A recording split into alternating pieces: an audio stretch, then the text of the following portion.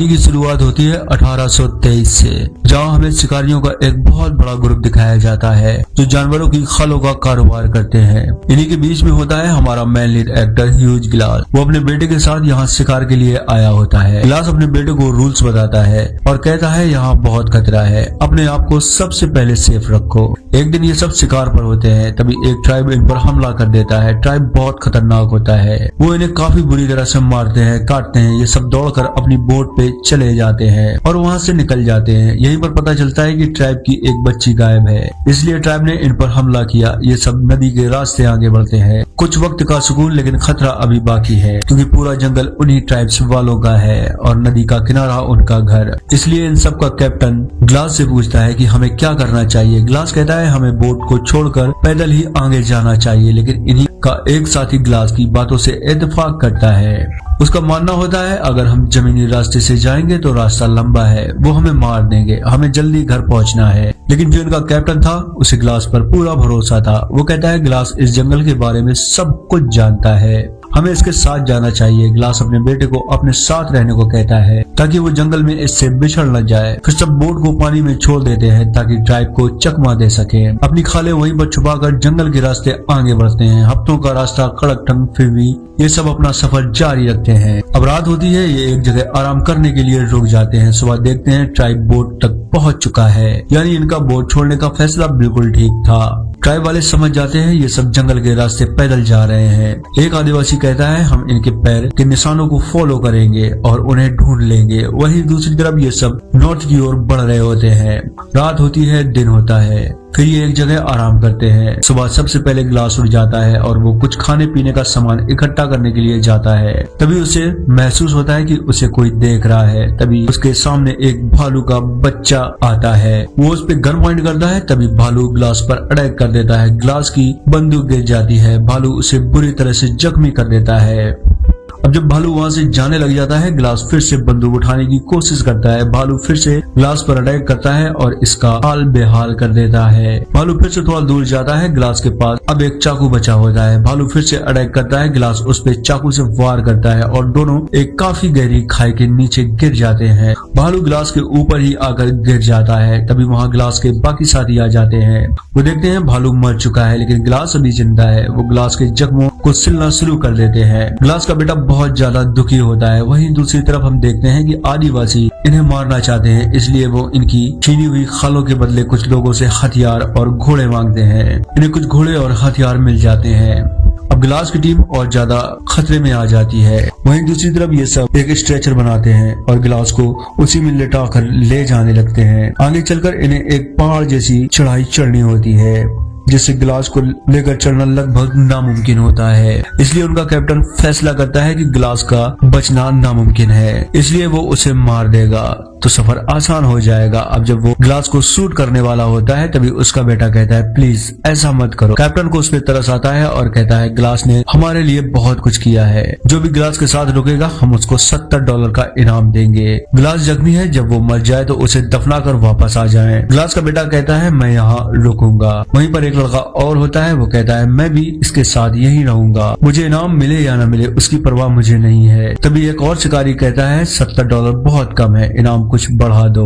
Captain इनाम की राशि $100 कर देता है। तभी ग्लास का बेटा और वो दूसरा लड़का कहता है तुम हमारे डॉलर्स भी रख सकते हो। ये सुनकर वो वहीं पर रुकने का फैसला करता है। ये तीनों वहीं ग्लास के साथ रुक जाते हैं और बाकी सब वहाँ से निकल जाते हैं। अब शुरू होगा असली खेल। सब वहीं बैठकर उसके मरने का वेट करते हैं, लेकिन उसका बेटा अपने डैड और मॉम के साथ पुराने पल याद करता है, जहाँ ग्लास की वाइफ उसका हौसला बढ़ाती है। इधर फिट्ज बड़ा परेशान होता है। अब वो ग्लास के पास जाता है और उससे कहता है तुम अपने बेटे और हमारी हिफाजत के लिए मर जाओ। अब जब फिट्ज ग्लास को मारने वाला होता है, तभी ग्लास का बेटा हॉक वहाँ आ जाता है और वो अपने साथी को आवाज देता है, लेकिन फिट्ज उसे मार देता है। अब जब वो दूसरा लड़का वापस आता है, फिट्ज बताता है कि वो यहाँ नहीं है, शिकार करने गया है। फिर अचानक फिट्ज ड्रामा करता है और कहता है कि यहाँ आदिवासी आने वाले हैं, हमें यहाँ से भागना होगा। लेकिन वो लड़का ग्लास को नहीं छोड़ना चाहता था। फिट्ज ग्लास को एक कब्र में जिंदा ही दफन कर देता है, बस उसका सर बाहर रह जाता है। वो लड़का ग्लास को सॉरी बोलता है और उसके साथ वहाँ से चला जाता है, लेकिन रास्ते में ग्लास के बेटे को ढूंढने की बात करता है। फिट्ज कहता है उसके चक्कर में मुझे नहीं मरना, यहाँ से चलो। वहीं दूसरी तरफ ग्लास अपनी पूरी ताकत लगाकर कब्र से बाहर आ जाता है और घसीटते हुए अपने बेटे की लाश के पास पहुंच जाता है।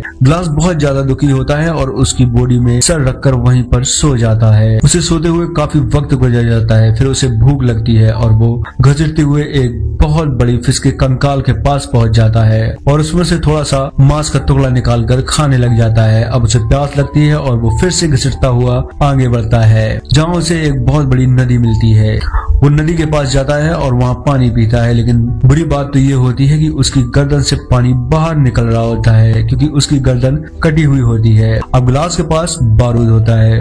वो उस बारूद से आग जलाता है और थोड़ा सा बारूद कटी हुई गर्दन पर रखता है और उस पे आग लगा देता है। एक चिंगारी निकलती है और ग्लास वहीं पर बेहोश हो जाता है। उसने ऐसा इसलिए किया ताकि उसका घाव जल्दी भरने लग जाए। ग्लास बहुत दिनों तक उसी नदी के किनारे रहता है। आदिवासी उसे ढूंढते हुए उसी नदी के किनारे पहुंच जाते हैं। ग्लास उन्हें देखकर नदी में छलांग लगा देता है और दूसरी तरफ पहुंच जाता है। अब वो सेफ फील करता है, वहीं पर अपना ठिकाना बना लेता है। वक्त गुजरता है, अब धीरे धीरे उसके घाव भरने लग जाते हैं, जिस वजह से वो थोड़ा बहुत चलने भी लग जाता है। तेज ठंडी हवा, बर्फ, सरवाइव करना नामुमकिन सा होने लग जाता है। उसके पास पानी की कमी नहीं क्योंकि वो नदी के किनारे पर होता है और वहीं पर फिश पकड़कर खाता है। साथ में कुछ पेड़ पौधे जो मिले वो जिंदा रहने के लिए करता रहता है। एक रात उसे काफी दूर तेज आग जलती हुई दिखाई देती है।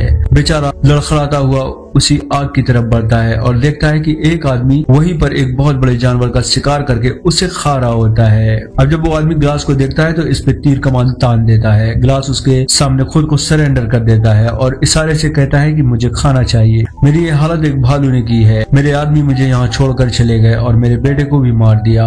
आदमी थोड़ा इमोशनल हो जाता है और इसे कुछ खाना देता है और अपने साथ चलने को कहता है। फिर ये दोनों एक घोड़े में बैठकर अपना सफर तय करते हैं, जिस वजह से ग्लास को थोड़ी बहुत राहत मिलती है। वहीं दूसरी तरफ फिट्ज का सच उस लड़के को पता चल जाता है कि वहाँ कोई आदिवासी नहीं आए। फिट्ज ने ग्लास के साथ गद्दारी की। वो लड़का उसका विरोध करता है, लेकिन फिट्ज उसे अपनी बातों में बहला फुसला लेता है और दोनों अपने सफर पर निकल जाते हैं। वो एक ऐसी जगह पहुँचते हैं जहाँ बहुत सी लाशें पड़ी होती हैं। अब बढ़िया बात तो ये होती है कि उन्हें वहाँ बहुत से घोड़े भी मिल जाते हैं। वो घोड़े पे बैठकर अपना सफर तय करने लग जाते हैं। फिट्ज एक शर्त रखता है कि वो कैप्टन को इस सच के बारे में ना बताए। वो लड़का मान जाता है और अब ये कैप्टन के पास पहुंच जाते हैं। कैप्टन अपनी बात पर रहते हुए दोनों को $100 देता है, लेकिन वो लड़का सच्चा था इसलिए वो बिना पैसे लिए वहाँ से चला जाता है। लेकिन फिर हरामी था, वो उसके भी पैसे ले लेता है और कैप्टन से कहता है जो वहाँ हुआ उसका गम इस लड़के को है। वहीं दूसरी तरफ ग्लास उस आदमी के साथ मजे से अपना सफर तय कर रहा होता है, लेकिन इसके घाव अभी भरे नहीं थे, ये तकलीफ में है। अचानक वहाँ तेज तूफान आ जाता है।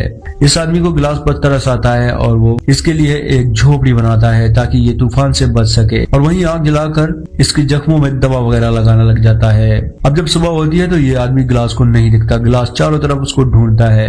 थोड़ा आगे चलकर देखता है कि किसी ने इस आदमी को फांसी पर लटकाकर मार दिया होता है। ये किसी और का नहीं बल्कि फ्रांसीसी लोगों का काम था जिन्होंने इस आदमी के परिवार को मारा था। कबीले के पास पहुंच जाता है जहाँ एक फ्रांसीसी एक लड़की का रेप कर रहा होता है।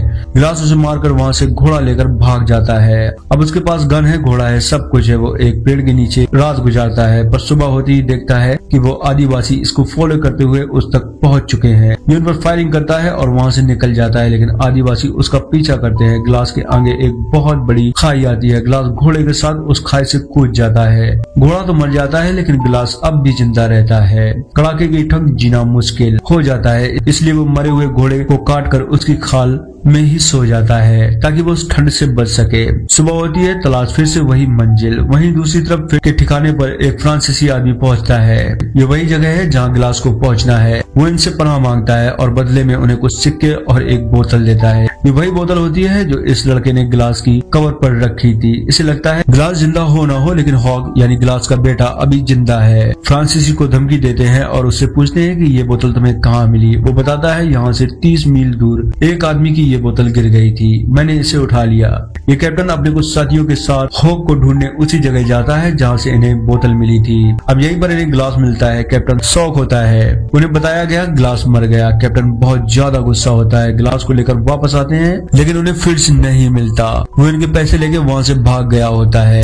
कैप्टन फिट्ज को ढूंढने का फैसला करता है, लेकिन ग्लास कहता है मैं भी तुम्हारे साथ चलूंगा और कहता है कि इस लड़की की कोई गलती नहीं है, फिट्ज ने इसे झूठ बोला। ये फिट्ज को ढूंढने निकल जाते हैं। अब ये दोनों अलग अलग रास्ते में उसको ढूंढना स्टार्ट कर देते हैं। तभी कैप्टन के सामने फिट्ज आता है और कैप्टन पे गन पॉइंट करता है। कैप्टन कहता है तुम पर खून का इल्जाम है, मेरे साथ चलो, लेकिन फिट्ज कैप्टन को ठोक देता है। गोली की आवाज सुनकर गिलास उसके पास आता है। उसे वहाँ कैप्टन की लाश मिलती है, बाकी कोई नहीं। अब गिलास के दिमाग की बत्ती जलती है। वो एक लकड़ी काट कर कैप्टन की पीठ में बांध देता है ताकि वो सीधा हो जाए और उसे आगे वाले घोड़े पे बिठा देता है और खुद एक लाश की तरह पीछे वाले घोड़े में लटक जाता है। उसका मकसद होता है फिट्ज को चकमा देना, और होता भी ऐसा है। फिट्ज कैप्टन की लाश को निशाना बनाता है। अब जब कैप्टन नीचे गिरता है तो फिट्ज उसकी लाश के पास आ जाता है। गिलास उसे शूट करता है। फिट्ज जख्मी होकर वहाँ से भाग जाता है। गिलास उसका पीछा करता है। ये दोनों एक नदी के किनारे पहुंच जाते हैं, जहाँ दोनों के बीच जबरदस्त फाइट शुरू हो जाती है। दोनों काफी ज्यादा जख्मी हो जाते हैं। उसी वक्त नदी की दूसरी ओर वही आदिवासी आ जाते हैं। जब गिलास फिट्ज को मारने वाला होता है तभी उसे उस आदमी की याद आती है जिसने इसे खाना दिया था। उसने कहा था इंतकाम लेना गॉड का काम है, हमारा नहीं। हमें किसी को नहीं मारना चाहिए। इसलिए गिलास फिट्ज को नदी में ही छोड़ देता है। फिट्ज नदी में बहते हुए उसी किनारे चला जाता है जहाँ वो आदिवासी खड़े थे।